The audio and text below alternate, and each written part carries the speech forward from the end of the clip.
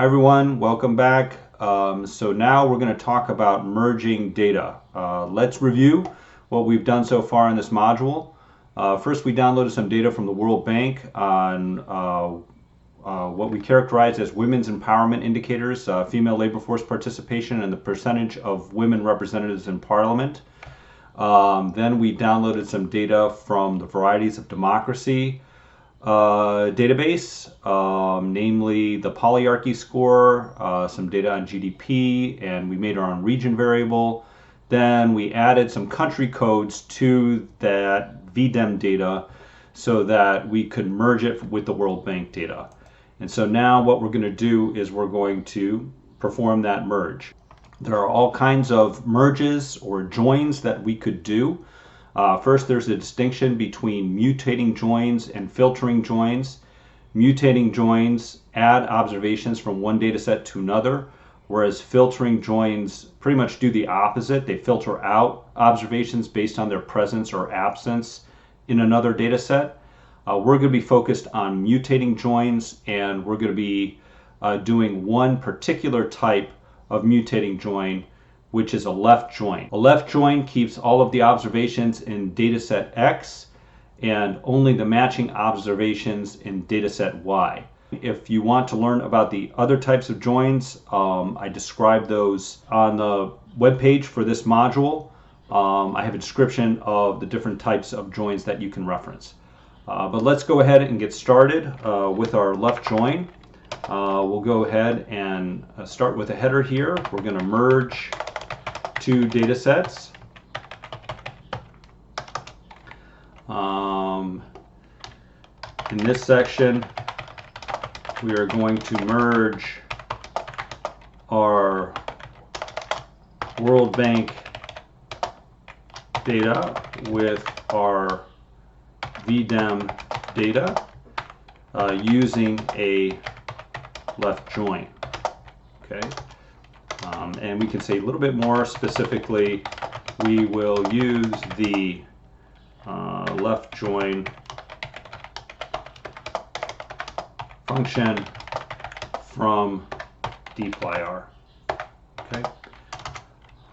So presumably we already have dplyr loaded from an earlier code chunk, but let's go ahead and name this. Let's call it join. And then from there, we're going to load, we'll just take a little bit of a detour here, and we're going to load readr. And the reason we're going to do that is just because we want to save this when we're all done with it as a CSV file for future use. So here we're going to perform left join using common ISO 3C variable and year. So remember, in our last lesson we added the ISO 3C code. Basically we wanted to assign World Bank codes or ISO 3C codes to our VDEM data, and that's going to be the variable that we're merging on along with year. Okay, so let's go ahead and code that up.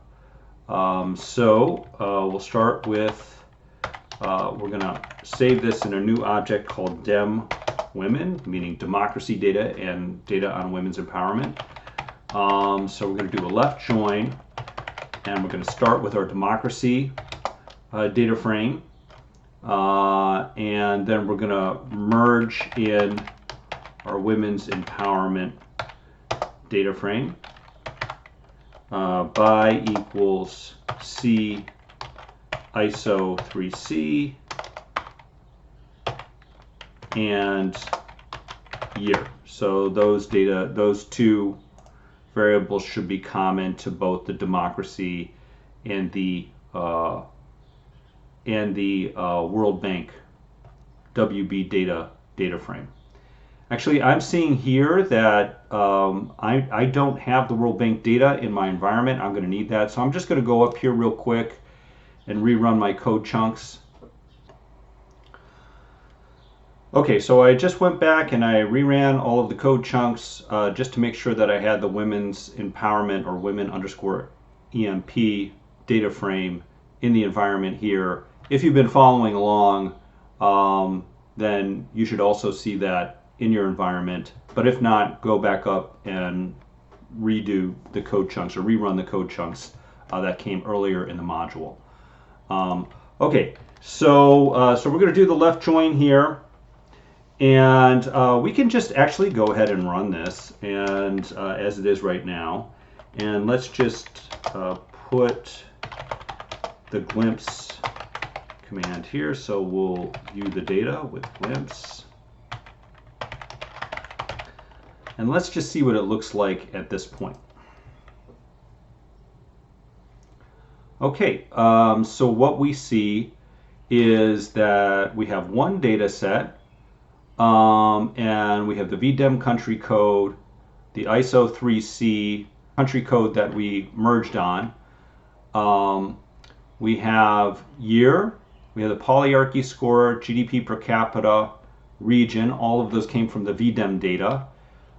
Then we have women's representation and the percentage of women in parliament, or percentage of representatives in parliament that are women, and female labor force participation. But notice here that we have two country name columns. And that's because both the World Bank data and the VDEM data had a country name column. All right. And so what we want to do is just keep one of those. We don't need both of them. All right. And the way that we can do that is we go back up to our code here, and we can add a line, rename country equals country.x. So we're going to keep this one. Essentially, this is the VDEM country name. And we're going to get rid of the other one. So we're going to do a select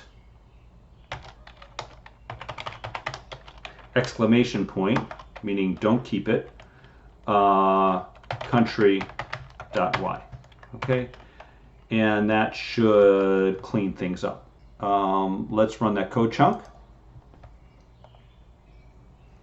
And there we go. Now we have one country name column.